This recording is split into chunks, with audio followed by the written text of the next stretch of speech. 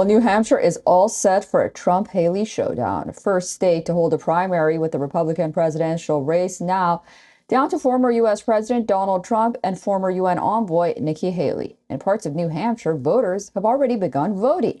A small town known as Dixville Notch voted at midnight, and the initial 6 votes were all in favor of Nikki Haley. I think New Hampshire is going to surprise everybody and that Nikki is going to be the candidate.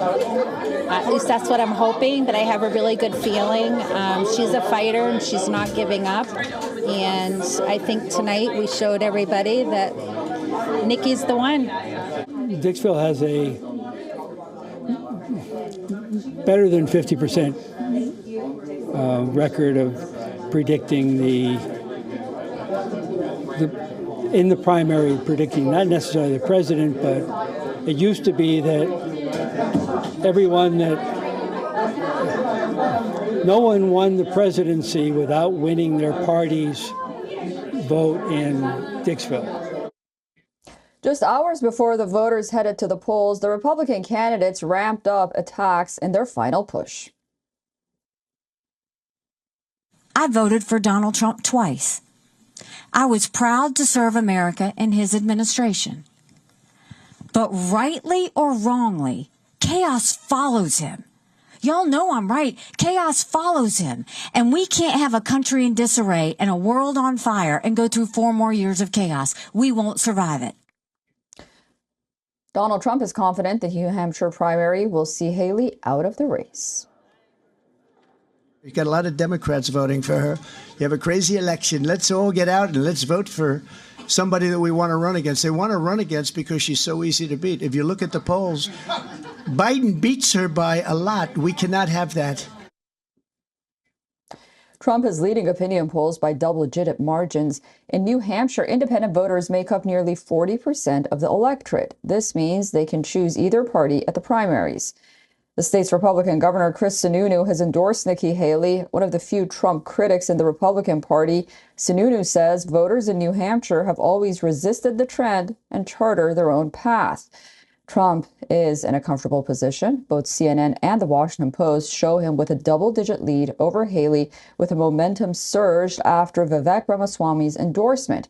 And with DeSantis also backing him, a further boost in numbers are expected in New Hampshire.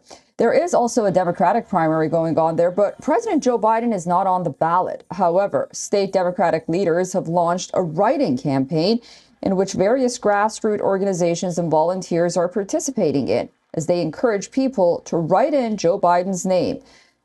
As the sun rises in the Granite State, voters make their way to polling stations. The result may hold the power to change the trajectory of the U.S. primaries. All right, for more on this, we are being joined live from Washington, D.C. by Lester Munson, Senior Fellow at the National Security Institute, who is also Principal International at BGR Group. Lester, thank you so much for joining us on WION. The New Hampshire primaries have finally started. What will you be looking at? Well, I think it's pretty exciting. As you were pointing out earlier in the report, we're going to learn a lot about the chances for Nikki Haley to seriously challenge former President Donald Trump in the Republican nomination fight. And then on the Democratic side, we've got this very interesting situation where the sitting president of the United States has to run a write-in campaign against an upstart challenger from his own party, Dean Phillips, congressman from Minnesota. Mm-hmm. So I'm watching both returns. If Nikki Haley can pull a little bit of a surprise here and beat Donald Trump, I think we're going to have a real race on the Republican side. And if President Biden shows some weakness here against Dean Phillips, who really very few people have heard of, except that he's a congressman from Minnesota, there could be real weakness on the president's side. So we're going to learn a lot tonight, maybe fairly quickly, around 8 or 9 o'clock East Coast time in the evening. America's going to learn a lot about what its political fortunes are in the months ahead. Yeah, and it was so fascinating that the DNC went after the Democrats in New Hampshire, saying that you must warn voters that The votes in New Hampshire will ultimately not count because the Biden administration wants to start their primaries in South Carolina. But like you said, here we have Dean Phillips. I mean, he's a recognized name for some, at least, and he may provide an upset. Right. The president, is basically the head of his party, and he's tried to arrange the primary and caucus schedule in a way that is best for him. He's kind of manipulating the system to make sure he gets renominated by his party. This is not entirely uncommon, but it appears to have run into a little bit of a rocky road here in New Hampshire. New Hampshire is notoriously independent. They keep their own counsel on things. They really don't care what the rest of the country thinks or what any politician tells them to do.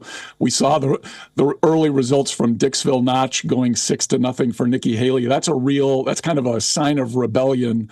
New Hampshire folks in New Hampshire don't take instruction well. They kind of do their own thing. So this could be a real interesting evening in both parties. All right, fantastic. We'll be watching very closely. Lester Munson, thank you so much for joining me, and I look forward to speaking to you again very soon. Thanks for having me.